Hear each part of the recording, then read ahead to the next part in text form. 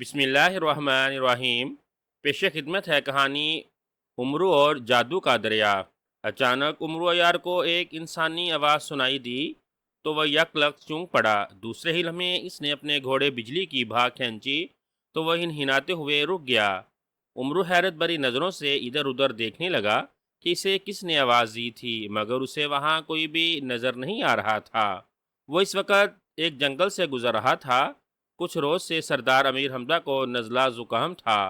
انہوں نے مختلف دیسی دوائیاں استعمال کی تھیں مگر انہیں آرام نہیں آ رہا تھا۔ پھر انہیں ایک حکیم نے بتایا تھا اگر وہ سرخ جڑی بوٹی پیس کر دودھ میں ملانے کے بعد دودھ پی لے تو وہ جلد ہی ٹھیک ہو جائیں گے۔ امرو کے پوچھنے پر حکیم نے بتایا تھا کہ سرخ جڑی بوٹی جنگل میں ملے گی۔ چنانچہ امرو عیار فوراً عربی نسل کے گھوڑے بجلی پر سوار ہو کر جنگل میں پہنچ گیا تھا اور سرخ جڑی بوٹی تلاش کرنے کے بعد توڑ کر اس نے زنبیل میں ڈال لی تھی، اور اب وہ دوبارہ حمزہ کی طرف بڑھ رہا تھا اور اسے ایک انسانی آواز سنائی دی تھی۔ کون ہے؟ کس نے مجھے آواز دی ہے؟ امرو نے تیز لہجے میں کہا۔ امرو، میں نے تمہیں آواز دی ہے۔ امرو کو وہی آواز دوبارہ سنائی دی۔ بولنے والے کی آواز سے یہی محسوس ہو رہا تھا جیسے وہ کسی کنویں میں موجود ہو۔ مگر تم کہاں ہو اور مجھے دکھائی کیوں نہیں دے رہے؟ امرو نے کہا۔ امرو، تم اپنی دائیں طرف زمین پر دیکھو تو میں تمہیں نظر آ جاؤں گا۔ وہی آواز دوبارہ سنائی دی تو امرو نے بے اختیار دائیں طرف زمین کی طرف دیکھا تو اسے زمین پر ایک بونا کھڑا نظر آیا۔ بونے کو دیکھ کر امرو چونک پڑا اور دوسرے ہی لمحے وہ گھوڑے سے اتر آیا۔ وہ ایک دبلا پتلا بونا تھا اور اس کا قد 1 فٹ کے برابر تھا۔ اس نے سبز رنگ کا لباس پہنا ہوا تھا اور اس کے سر کے بال برف کی طرح سفید تھے۔ ارے کون ہو تم اور مجھے کیسے جانتے ہو؟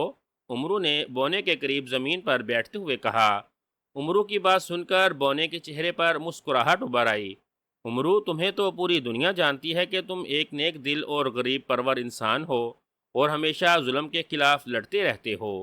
میرا نام چھوٹا بونا ہے اور میں اسی جنگل میں ایک غار میں رہتا ہوں۔ میں کافی دنوں سے تمہارا ہی انتظار کر رہا تھا اور مجھے یقین تھا کہ تم اس جنگل میں ضرور آؤ گے کیونکہ تم اس جنگل میں آتے رہتے ہو۔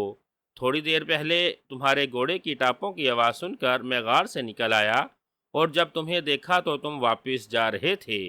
میں تیزی سے دوڑتے ہوئے راستہ بدل کر تمہارے سامنے آ گیا تاکہ تمہیں آواز دے کر روک سکوں، اور خدا کا شکر ہے کہ میری آواز تم تک پہنچ گئی۔ بونے نے مسلسل بولتے ہوئے کہا۔ تمہارا نام چھوٹا ہے؟ تم تو ویسے بھی چھوٹے ہو۔ خیر یہ بتاؤ کہ تم میرا انتظار کیوں کر رہے تھے؟ امرو نے اس کے خاموش ہوتے ہی پوچھا۔ کیا تم ملک یمن کی شہزادی عمرانہ کو جانتے ہو؟ چھوٹے بونے نے امرو کے سوال کا جواب دینے کی بجائے کہا تو شہزادی عمرانہ کا نام سن کر امرو چونک پڑا۔ ہاں، میں شہزادی عمرانہ کو جانتا ہوں، مگر تم یہ کیوں پوچھ رہے ہو؟ امرو نے کہا۔ شہزادی عمرانہ کو شیرم جادوگر نے اغوا کر لیا ہے۔ او، شیرم جادوگر کون ہے؟ کہاں رہتا ہے؟ اور اس نے شہزادی عمرانہ کو کیوں اغوا کیا ہے؟ امرو نے حیرت بھرے لہجے میں پوچھا۔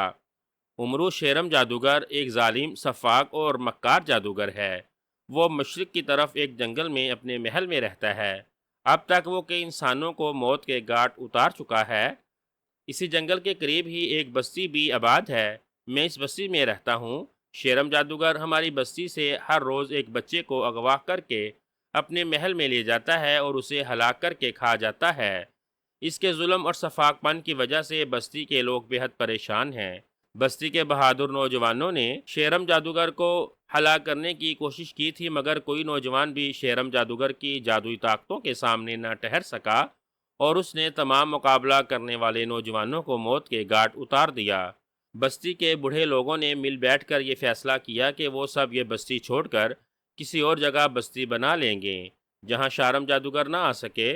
چنانچہ ہم اپنی بستی چھوڑ کر مغرب کی جانب ایک جنگل میں چلے گئے اور وہاں بستی آباد کر لی، مگر بدبخت شیرم جادوگر وہاں بھی پہنچ گیا اور اس نے وہی معمول بنا لیا۔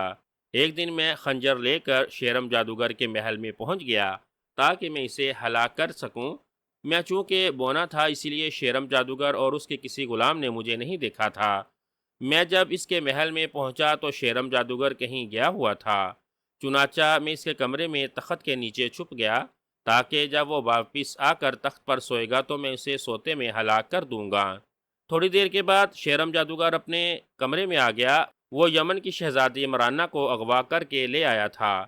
وہ شہزادی عمرانہ سے شادی کرنا چاہتا تھا، لیکن شہزادی عمرانہ نے اس سے شادی سے انکار کر دیا اور اس کی منت سماجت کی وہ اسے اس کے محل چھوڑ آئے، مگر شیرم جادوگر نہ مانا، بلکہ وہ اس کی بے بسی پر ہنستا رہا۔ پھر شیرم جادوگر نے اسے اپنے محل کے تہ خانے میں قید کر دیا اور اپنے کمرے میں تخت پر آ کر سو گیا۔ اس کے سونے کے بعد میں خنجر لے کر تخت کے نیچے سے نکل آیا اور میں نے اسے خنجر سے ہلاک کرنے کی کوشش کی، مگر میں اسے ہلاک نہ کر سکا، کیونکہ سونے سے پہلے اس نے اپنے گرد جادو کا حصار قائم کر دیا تھا۔ میں نے جیسے ہی شیرم جادوگر کو خنجر مارنے کی کوشش کی تو اسی وقت شیرم جادوگر کے جادوئی پتلے نے فوراً نمودار ہو کر مجھے پکڑ لیا۔ میں بہت چیخا چلایا مگر جادوئی پتلے نے مجھے نہ چھوڑا۔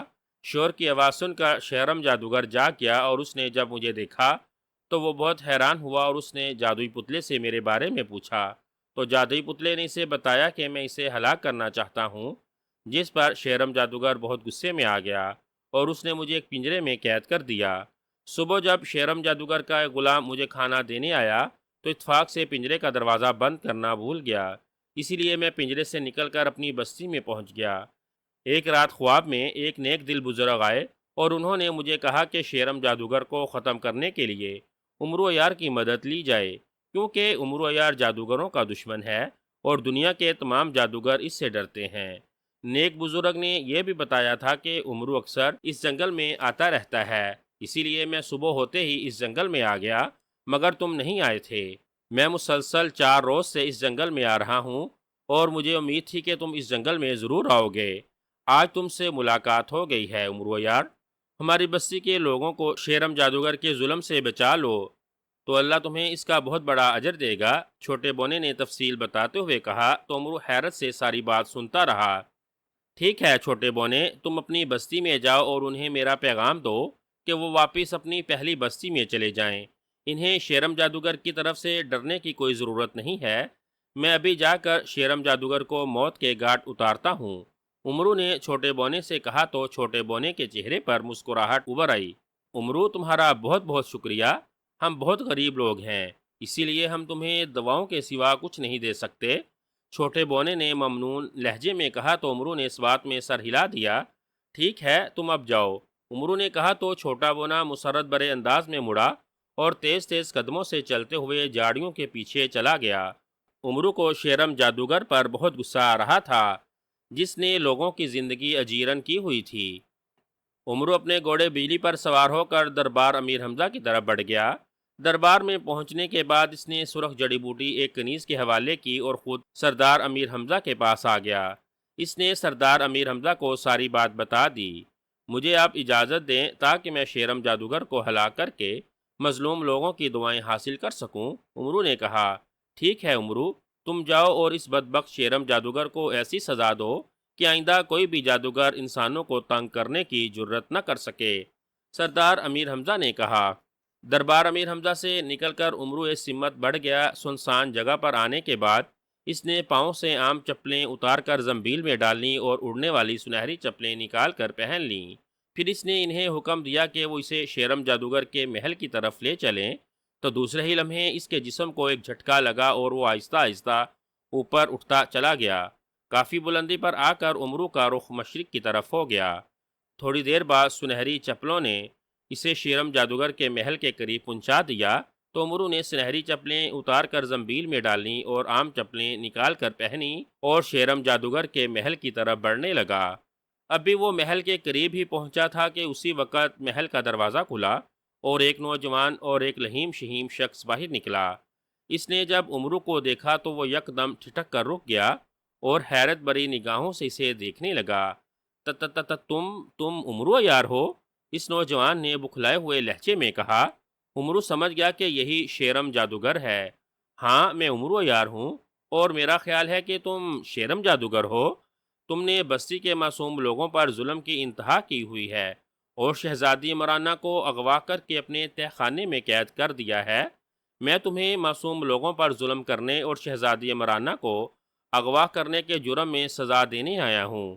عمرو نے غصیلے لہجے میں کہا اور پھر وہ زنبیل سے تلوار حیدری نکال کر اس کی طرف بڑھا۔ شیرم جادوگر نے ایک منتر پڑھ کر عمرو پر پھونکا، مگر دوسرے ہی لمحے اسے حیرت کا ایک جھٹکا لگا، کیونکہ اس کے انتہائی طاقتور جادو کا بھی عمرو پر کوئی اثر نہ ہوا تھا۔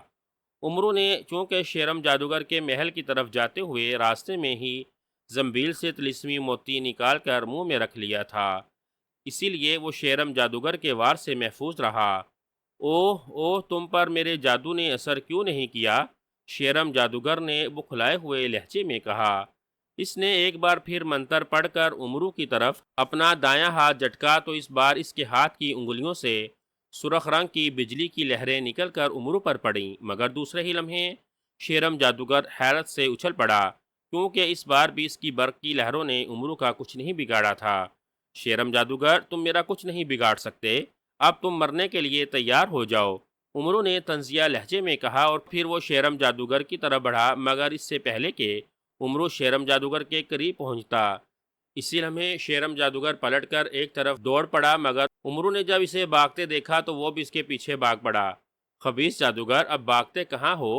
میرے ساتھ مقابلہ کرو، عمرو نے چیخ کر کہا، مگر شیرم جادوگر نے دوڑتے دوڑتے ایک منتر پڑھ کر خود پر پھونک ماری تو وہ فضا میں بلند ہو گیا اور ایک طرف اڑتا چلا گیا۔ عمرو رک گیا اور اسے جاتا ہوا دیکھنے لگا۔ عمرو سوچ بھی نہیں سکتا تھا کہ شیرم جادوگر اتنا ڈرپوک اور بزدل ہوگا، اس سے مقابلہ کرنے کی بجائے فرار ہو جائے گا۔ کہاں تک بھاگو گے شیرم جادوگر؟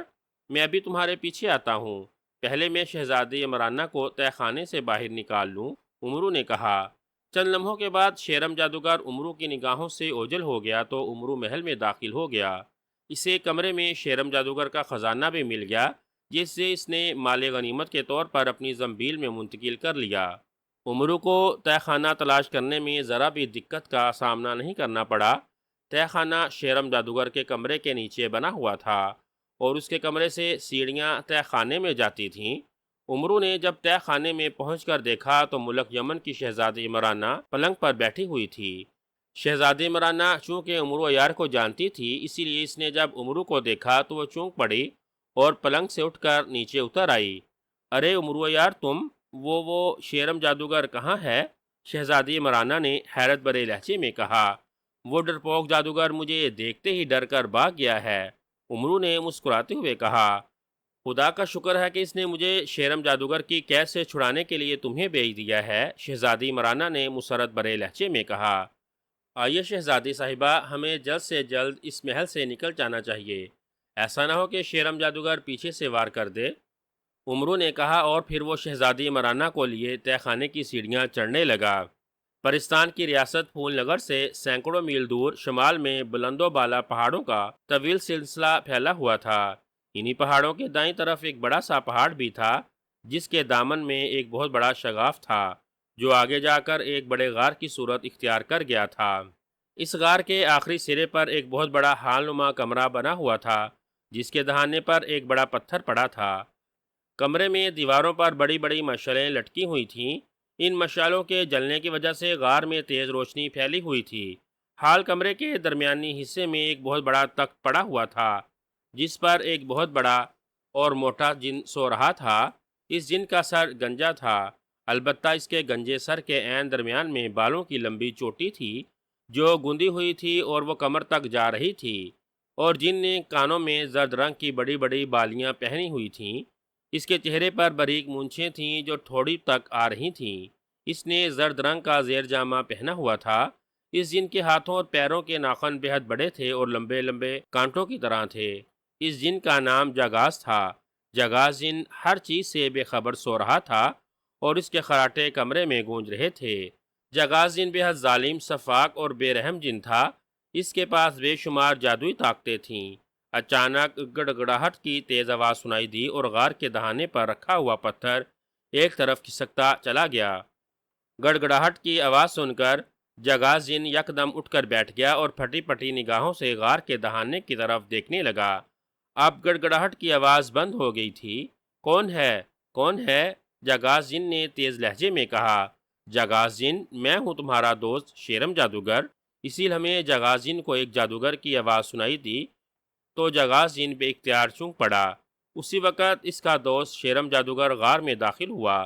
شیرم جادوگر نوجوان اور لہیم شہیم تھا، اس نے سیاہ رنگ کا لباس پہنا ہوا تھا۔ اس کے چہرے پر پریشانی کے تاثرات ابھرے ہوئے تھے اور وہ بکھلایا ہوا نظر آ رہا تھا۔ ارے شیرم جادوگر، تم آج کیسے راستہ بھول کر آ گئے ہو؟ جاغاس جن نے مسکراتے ہوئے کہا۔ جاغاس جن، میں تمہارے پاس پناہ حاصل کرنے کے لیے آیا ہوں۔ مجھے کہیں چھپا لو، مجھے اس سے بچا لو ورنہ وہ مجھے ہلاک کر دے گا۔ شیرم جادوگر نے جاغاس جن کا ہاتھ پکڑ کر انتہائی گھبرائے ہوئے لہجے میں کہا تو جاغاس جن حیرت بھری نظروں سے شیرم جادوگر کی طرف دیکھنے لگا۔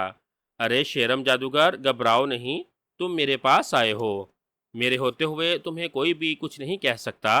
تم یہاں بیٹھو اور مجھے بتاؤ کون تمہیں ہلاک کرنا چاہتا ہے اور کیوں؟ جاغاس جن نے اسے تسلی دیتے ہوئے کہا تو شیرم جادوگر کو کچھ تسلی ہوئی اور وہ تخت پر بیٹھ گیا۔ جاغاس جن نے اپنا ہاتھ فضا میں جھٹکا تو اسی وقت اس کے ہاتھ میں ایک شیشے کا گلاس آ گیا جو پانی سے بھرا ہوا تھا۔ لو پانی پیو، جاغاس جن نے گلاس شیرم جادوگر کی طرف بڑھاتے ہوئے کہا۔ شیرم جادوگر نے جاغاس جن سے پانی سے بھرا ہوا گلاس لیا اور ایک ہی سانس میں گھٹا گھٹ پانی پی گیا۔ ایسا لگتا تھا جیسے وہ کافی دنوں سے پیاسا ہو۔ پانی پینے کے بعد اس نے گلاس تخت کے قریب پڑی ہوئی میز پر رکھ دیا۔ ہاں اب مجھے بتاؤ وہ کون ہے جو تمہیں ہلاک کرنا چاہتا ہے؟ جاغاس جن نے کہا۔ جاغاس جن، کیا تم امرو یار کو جانتے ہو؟ شیرم جادوگر نے جاغاس جن سے کہا۔ امرو یار، یہ کون ہے؟ میں اس کا نام تمہاری زبان سے پہلی بار سن رہا ہوں۔ جاغاس جن نے حیرت بھرے لہجے میں کہا۔ جاغاس جن، امرو یار انتہائی عیار، مکار اور خطرناک انسان ہے جو جادوگروں کا بدترین دشمن ہے۔ اس نے اب تک سینکڑوں جادوگروں، دیوں اور جنوں کو ہلاک کیا ہے اور اب وہ مجھے ہلاک کرنا چاہتا ہے۔ دراصل میں ملک یمن کی شہزادی عمرانہ کو پسند کرتا ہوں اور میں نے کچھ روز پہلے شہزادی عمرانہ کو اغوا کر کے اپنے محل میں قید کر دیا تھا، لیکن نہ جانے امور یار کو کیسے پتہ چل گیا اور وہ شہزادی عمرانہ کو آزاد کرانے کے لیے میرے محل میں پہنچ گیا۔ نتیجتاً میں اس سے بڑی مشکل سے جان بچا کر تمہارے پاس آیا ہوں۔ اگر مجھے ایک لمحے کی بھی دیر ہو جاتی تو امرو نے مجھے ہلاک کر دینا تھا، شیرم جادوگر نے کہا اور پھر وہ تفصیل سے امرو عیار کے بارے میں بتانے لگا۔ جاغاس جن حیرت بھری نگاہوں سے شیرم جادوگر کی طرف دیکھ رہا تھا، شاید اسے شیرم جادوگر کی دماغی حالت پر شک ہو رہا تھا۔ وہ سوچ رہا تھا کہ امرو عیار ایک عام سا انسان ہے اور شیرم جادوگر بے شمار جادوئی طاقتوں کا مالک ہونے کے باوجود اس سے ڈر کر اس کے پاس آ گیا۔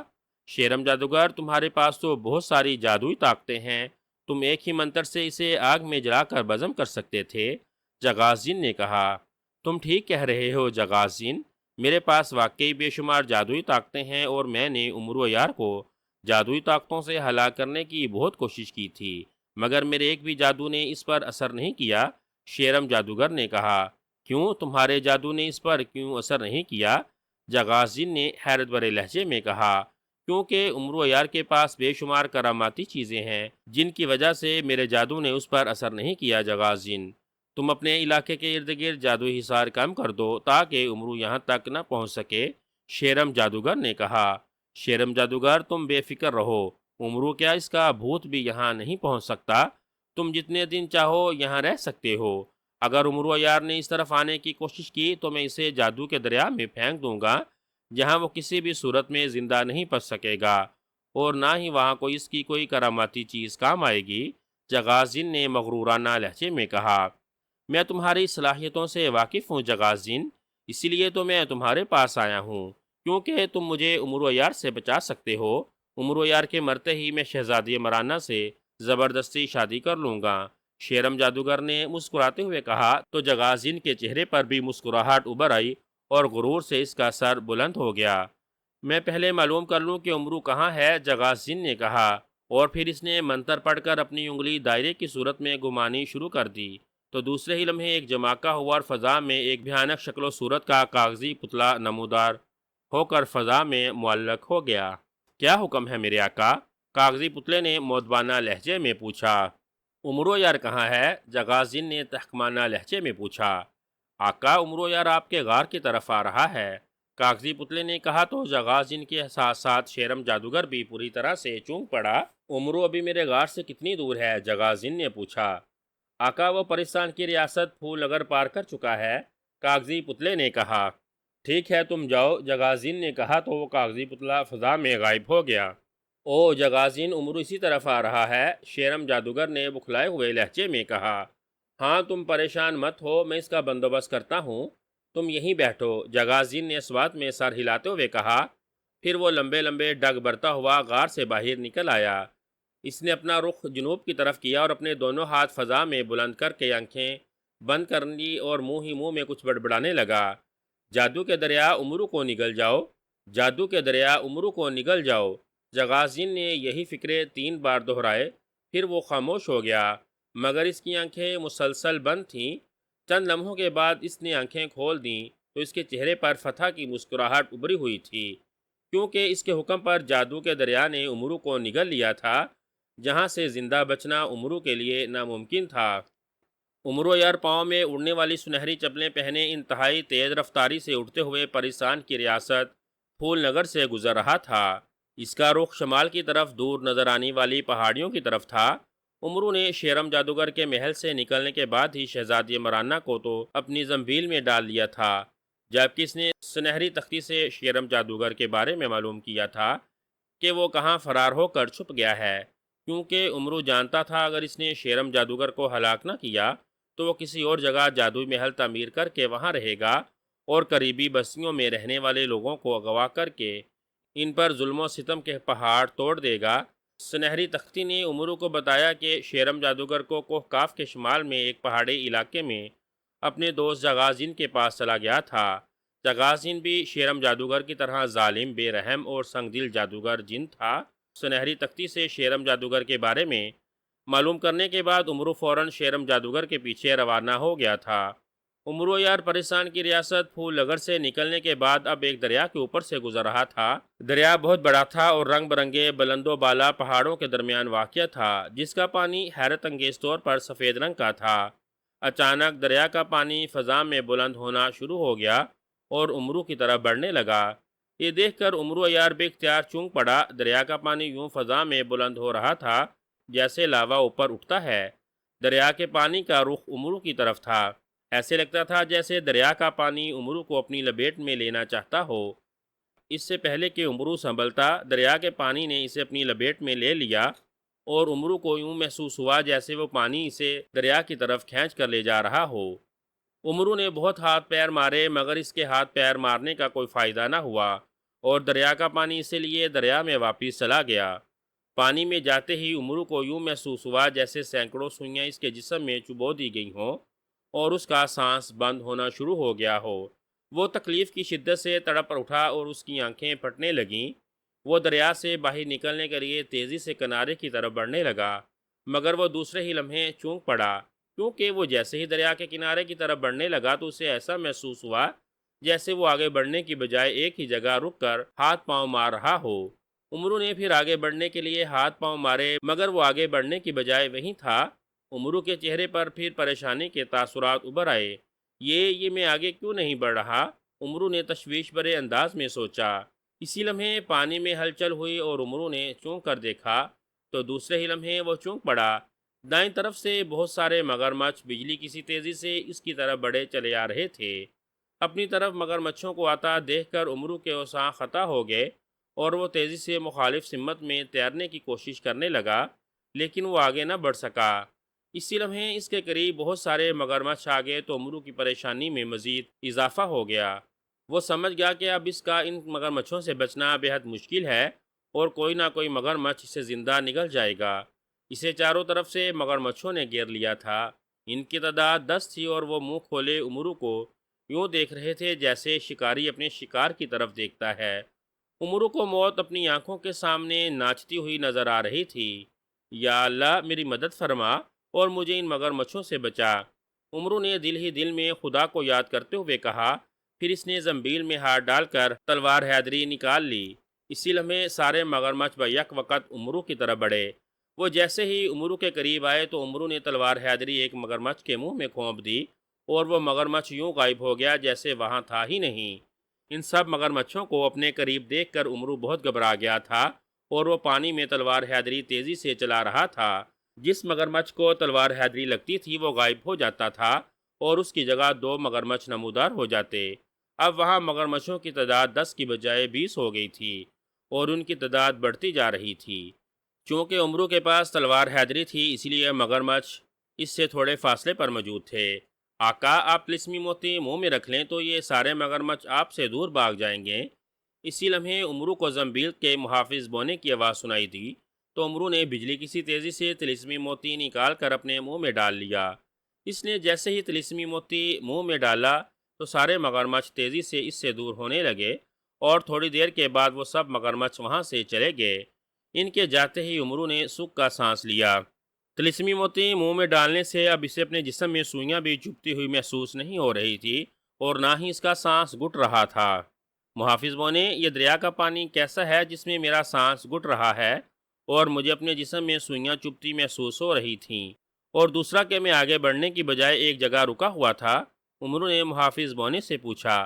آقا، یہ جادو کا دریا ہے، اس لیے آپ کے جسم میں سوئیاں چبھ رہی تھیں اور آپ کا سانس گھٹ رہا تھا اور آپ آگے بڑھنے کی بجائے ایک جگہ رکے ہوئے تھے۔ محافظ بونے نے کہا تو امرو چونک پڑا۔ جادو کا دریا؟ کیا مطلب؟ امرو نے کہا۔ آقا، آپ پہلے دریا سے نکلیں گے تو پھر آپ کو پوری بات بتاتا ہوں۔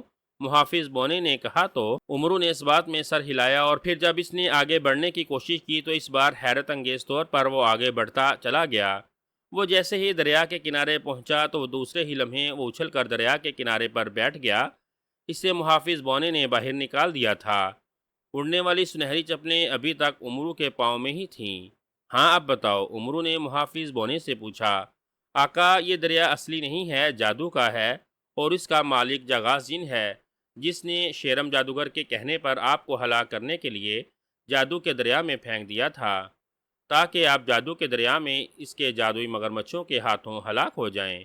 آپ کا دریا کے پانی میں سانس گھٹ رہا تھا اور آپ کے جسم میں سوئیاں اسی لیے چبھ رہی تھیں۔ وہ سب جادوئی سوئیاں تھیں جو آپ کو نظر نہیں آ رہی تھیں۔ اگر آپ طلسمی موتی منہ میں نہ رکھ لیتے تو آپ مگرمچھوں کے ہاتھوں ہلاک ہو جاتے۔ محافظ بونے نے مسلسل بولتے ہوئے کہا تو امرو کے چہرے پر غصے کے تاثرات ابھرتے چلے گئے۔ میں جاغازن اور شیرم جادوگر کو زندہ نہیں چھوڑوں گا، امرو نے دانت پیستے ہوئے کہا۔ اس نے پاؤں سے اڑنے والی سنہری چپلیں اور منہ سے طلسمی موتی نکال کر زنبیل میں ڈال لیے اور عام چپلیں نکال کر پہن لیں۔ پھر اس سے پہلے کہ ان کے درمیان مزید کوئی بات ہوتی، اچانک فضا میں گڑگڑاہٹ کی آواز سنائی دی اور زمین یوں ہلنے لگی جیسے وہاں زلزلہ آ گیا ہو۔ آقا، جاغاز جن آ رہا ہے، محافظ بونے نے کہا تو امرو بے اختیار چونک کر ادھر ادھر دیکھنے لگا۔ جاغاز جن اور شیرم جادوگر بکرے کا بھنا ہوا گوشت کھانے میں مصروف تھے۔ وہ دونوں ندیدوں کی طرح یوں گوشت کھانے میں مصروف تھے جیسے وہ زندگی میں پہلی بار بھنا ہوا گوشت کھا رہے ہوں۔ جاغاز جن نے امرو عیار کو جادو کے دریا میں پھینک دیا تھا اور اسے یقین تھا کہ اس کے جادوئی مگرمچھ اسے اب تک ہلاک کر چکے ہوں گے۔ جاغاز جن، تمہارا بہت بہت شکریہ کہ تم نے میرے دشمن امرو عیار کو ہلاک کر دیا، شیرم جادوگر نے ڈکار لیتے ہوئے کہا۔ اس میں شکریہ کی کیا بات ہے شیرم جادوگر؟ وہ دوست ہی کیا جو دوستوں کے کام نہ آئے؟ امرو اگر تمہارا دشمن تھا تو وہ میرا بھی دشمن تھا، اور پھر یہ کیسے ہو سکتا تھا کہ ہمارا دشمن زندہ رہے؟ جاغاز جن نے بھی لمبا سا ڈکار لیتے ہوئے کہا۔ وہ دونوں کھانا کھا چکے تھے، یہ تو بات ہے، شیرم جادوگر نے اس بات میں سر ہلاتے ہوئے کہا۔ اب تمہارا کیا پروگرام ہے؟ جاغاز جن نے پوچھا۔ کیا مطلب؟ کیسا پروگرام؟ شیرم جادوگر نے چونک کر کہا۔ ارے یار، کیا تم شہزادی عمرانے سے شادی نہیں کرنا چاہتے؟ جاغاز جن نے مسکراتے ہوئے کہا۔ ہاں، میں شہزادی عمرانہ سے شادی کرنا چاہتا ہوں، شیرم جادوگر نے کہا۔ تو پھر چلو، ہم ابھی ملک یمن جاتے ہیں اور وہاں سے شہزادی عمرانہ کو اغوا کر کے یہاں لاتے ہیں تاکہ میں تمہاری اس سے شادی کروا دوں، جاغاز جن نے کہا تو شیرم جادوگر مسکرا دیا۔ پھر اس سے پہلے کہ ان کے درمیان مزید کوئی بات ہوتی، اچانک جاغاز جن بری طرح سے چونک پڑا۔ اس کی آنکھیں حیرت سے پھٹنے لگیں اور چہرے پر پریشانی کے تاثرات نمودار ہو گئے۔ شیرم جادوگر نے جب جاغاز جن کو پریشان ہوتے دیکھا تو وہ بھی چونک پڑا۔ کیا بات ہے جاغاز جن، تم یکدم پریشان کیوں ہو گئے ہو؟ شیرم جادوگر نے پوچھا۔ اوہ اوہ، یہ کیسے ہو سکتا ہے؟ نہیں نہیں، ایسا نہیں ہو سکتا، جاغاز جن نے حیرت بھرے لہجے میں کہا۔ کیا بات ہے جاغاز جن، کیا نہیں ہو سکتا؟ مجھے تو کچھ بتاؤ۔ شیرم جادوگر نے الجھتے ہوئے لہجے میں کہا۔ اسے سمجھ نہیں آ رہی تھی کہ جگازین کو کیا ہو گیا ہے اور وہ کس بات پر پریشان ہو گیا ہے۔ شیرم جادوگر امرو جادو کے دریا سے زندہ بچنے میں کامیاب ہو گیا ہے، جگازین نے کہا۔ تو شیرم جادوگر یوں اچھل پڑا جیسے اس کے سر پر کسی نے کوئی پتھر مار دیا ہو۔ وہ بھی پھٹی پھٹی نگاہوں سے جگازین کی طرف دیکھنے لگا جیسے اسے اپنی سماعت پر یقین نہ آ رہا ہو۔ کیا امرو زندہ بچ گیا ہے؟ شیرم جادوگر نے گھبراتے ہوئے مردہ لہجے میں پوچھا۔ مگر اب میں اسے زندہ نہیں چھوڑوں گا۔ شیرم جادوگر تم یہیں بیٹھو، میں ابھی آ رہا ہوں، جگازین نے اٹھتے ہوئے غصیلے لہجے میں کہا۔ تم کہاں جا رہے ہو جگازین؟ شیرم جادوگر نے پوچھا۔ میں امرو کو ہلاک کرنے جا رہا ہوں، جگازین نے کہا، اور پھر وہ تیزی سے چلتا ہوا غار سے باہر نکل آیا۔ غار سے باہر نکل آتے ہی اس نے ایک منتر پڑھ کر خود پر پھونک ماری تو دوسرے لمحے وہ بڑا ہوتا چلا گیا۔ امرو نے چونک کر بائیں طرف دیکھا تو اسے خوفناک شکل کا جن پہاڑوں سے بھی اوپر بلند ہوتا ہوا نظر آیا۔ وہ جیسے جیسے بلند ہو رہا تھا سورج کی روشنی اس کے پیچھے چھپتی جا رہی تھی اور اس کا سایہ جادو کے دریا پر پڑتا جا رہا تھا۔ اس کی آنکھیں غصے سے پھٹی ہوئی تھیں اور وہ انتہائی غضبناک دکھائی دے رہا تھا۔ اس نے اپنے دونوں ہاتھ امرو کی طرف کر کے جھٹکے تو دوسرے ہی لمحے 3 بڑے بڑے پروں والے چمگادڑ اس کے ہاتھوں سے نکل کر تیزی سے اڑتے ہوئے امرو کی طرف آنے لگے۔ ان چمگادڑوں کی شکلیں انسانی تھیں اور ان کے سروں کے بال بے تحاشا بڑے ہوئے تھے، اور ایک چمگادڑ جو سب سے آگے تھی اس کے جسم پر نیلے رنگ کے پر تھے اور اس نے گردن میں زرد رنگ کا ایک ہار پہنا ہوا تھا۔ امرو نے ان چمگادڑوں کو دیکھا تو وہ بجلی کسی تیزی سے اٹھ کر کھڑا ہو گیا۔ اسی وقت سب سے آگے والی چمگادڑ زوردار طریقے سے امرو کے جسم سے ٹکرائی تو امرو اچھلتا ہوا کافی دور جا گرا۔ اس کے حلق سے کربناک چیخ نکل گئی اور وہ کراہنے لگا۔ امرو کی بوٹیاں نوچ کر کھا جاؤ، اسے زندہ نہیں بچنا چاہیے۔ اسی لمحے امرو کو جگازین کی چیختی ہوئی آواز سنائی دی۔ امرو نے دیکھا کہ باقی 2 چمگادڑیں بھی امرو کے قریب آ گئی تھیں اور پہلے نیلے پر والی چمگادڑ بھی مڑ کر امرو کی طرف آ رہی تھی۔ اس سے پہلے کہ وہ امرو پر حملہ کرتی، امرو تیزی سے کھڑا ہو گیا اور اس نے ایک طرف دوڑ لگا دی۔ اسے بھاگتا دیکھ کر جگازین کے حلق سے کہکے نکلنے لگے، جبکہ تینوں چمگادڑیں بجلی کسی تیزی سے امرو کی طرف لپکیں۔ امرو نے دوڑتے ہوئے زنبیل سے تلوار حیدری نکال لی اور وہ دوڑتے دوڑتے یکدم رک کر مڑا۔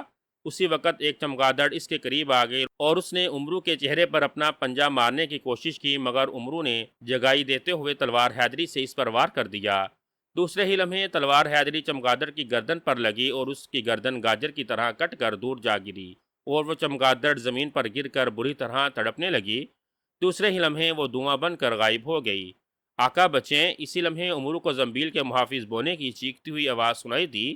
اس سے پہلے کہ امرو سنبھلتا، اسی وقت امرو کے جسم کو ایک زوردار جھٹکا لگا اور وہ فضا میں اٹھتا چلا گیا۔ اس نے مڑ کر دیکھا تو اسے اٹھانے والی نیلے پروں والی چمگادڑ تھی۔ اسے پہاڑوں پر پھینک دو۔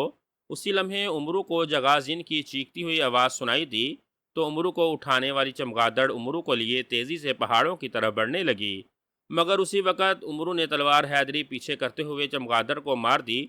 دوسرے ہی لمحے اس چمگادڑ کے حلق سے خوفناک چیخ نکل گئی اور اس نے امرو کو چھوڑ دیا تو امرو نے 3 کلا بازیاں کھائیں اور پھر وہ سر کے بل زمین کی طرف آنے لگا۔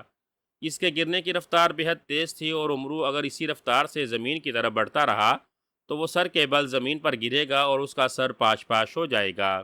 محافظ بونے، مجھے سنبھال لو، امرو نے چیختے ہوئے محافظ بونے سے کہا تو دوسرے ہی لمحے اس کے جسم کو ایک جھٹکا لگا اور اسے ایسا محسوس ہوا جیسے اسے کسی نے سنبھال لیا ہو اور وہ پھر زمین پر سر کے بل گرنے کے بجائے سیدھا ہو گیا اور آہستہ آہستہ زمین کی طرف اترنے لگا۔ امرو نے جگازین کی طرف دیکھا تو وہ آنکھیں پھاڑے حیرت بھری نگاہوں سے اسے دیکھ رہا تھا۔ شاید اسے یقین نہیں آ رہا تھا کہ امرو دوبارہ زندہ بچ جائے گا۔ امرو جیسے ہی زمین پر آیا تو تیسری چمگادڑ بھی بجلی کی سی تیزی سے اس کی طرف لپکی۔ اس نے اپنے پنجے امرو کی آنکھوں میں مارنے کی کوشش کی تھی، مگر امرو نے تلوار حیدری سے اس کا بھی خاتمہ کر دیا۔ جگازین نے جب تیسری چمگادڑ کو ہلاک ہوتے دیکھا تو دوسرے ہی لمحے اس کا قد تیزی سے چھوٹا ہونا شروع ہو گیا۔ اس سے پہلے کہ وہ اپنی اصلی حالت میں آتا، امرو نے زنبیل سے تیر اور کمان نکال کر تیر کمان میں اڑسا اور جگازین کی طرف کر کے کھینچ کر چھوڑ دیا۔ دوسرے ہی لمحے تیر جگازین کی پیشانی میں لگا اور وہ ایک خوفناک چیخ مار کر پہاڑوں کے پیچھے گر گیا۔ عمرو نے تیر کمان واپس زنبیل میں ڈال لیا۔ تیر پر چونکہ زہر لگا ہوا تھا، اسی لیے اسے یقین تھا کہ جگازین مر چکا ہوگا۔ اب صرف شیرم جادوگر رہ گیا تھا۔ محافظ بونے، مجھے فوراً جگازین کے پاس پہنچا دو، عمرو نے محافظ بونے سے کہا۔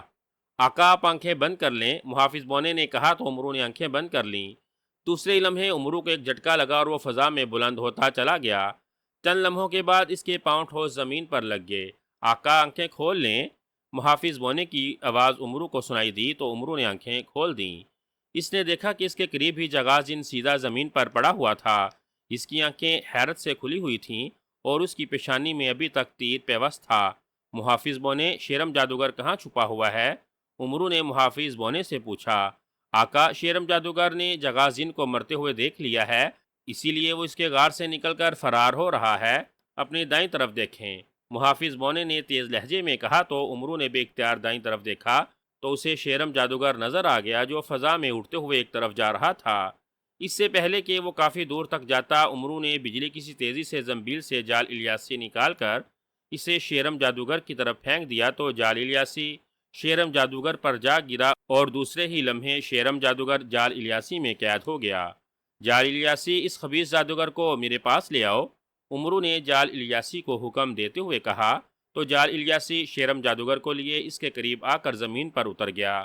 شیرم جادوگر جال الیاسی میں قید خوفزدہ نگاہوں سے عمرو یار کی طرف دیکھ رہا تھا۔ اس کے چہرے کا رنگ ہلدی کی طرح زرد ہو چکا تھا۔ عمرو، مجھے چھوڑ دو، مجھے معاف کر دو، میں اپنی ساری دولت تمہیں دے دوں گا، مجھے چھوڑ دو، شیرم جادوگر نے گھبرائے ہوئے لہجے میں کہا۔ تم جیسے ظالم جادوگر کو معاف کرنا مظلوموں پر ظلم کرنے کے مترادف ہے شیرم جادوگر، اسی لیے میں تمہیں کسی قیمت پر زندہ نہیں چھوڑ سکتا۔ رہی دولت کی بات تو وہ میں اس وقت حاصل کر چکا ہوں جب میں تمہارے محل میں آیا تھا، عمرو نے مسکراتے ہوئے کہا۔ عمرو، میں وعدہ کرتا ہوں کہ میں کبھی بھی کسی پر ظلم نہیں کروں گا، شیرم جادوگر نے کھگیائے ہوئے لہجے میں کہا۔ میں کسی جادوگر پر اعتبار نہیں کرتا شیرم جادوگر، کیونکہ تم جادوگر نہایت جھوٹے اور مکار ہوتے ہو۔ جال الیاسی شیرم جادوگر کو ہلا کر دو، عمرو نے نفی میں سر ہلاتے ہوئے پہلے شیرم جادوگر اور پھر جال الیاسی سے مخاطب ہو کر کہا۔ دوسرے لمحے جال الیاسی شیرم جادوگر کے گرد لپٹ گیا تو شیرم جادوگر کے حلق سے چیخیں نکلنے لگیں اور وہ چند لمحوں بعد بری طرح تڑپنے کے بعد ساکت ہو گیا۔ اس کے مرتے ہی عمرو نے جال الیاسی کو حکم دیا تو جال الیاسی شیرم جادوگر کو آزاد کر کے عمرو کے ہاتھ میں آ گیا۔ عمرو نے جال الیاسی زنبیل میں ڈالا اور پھر طلسمی مور نکال کر اسے زمین پر کھڑا کیا تو چند ہی لمحوں کے بعد وہ بہت بڑا ہو گیا۔ عمرو اچھل کر طلسمی مور پر سوار ہوا اور ملک یمن کی طرف بڑھنے لگا تاکہ وہ شہزادی عمرانہ کو شاہ یمن کے حوالے کر کے ان سے بھی انعام حاصل کر سکے۔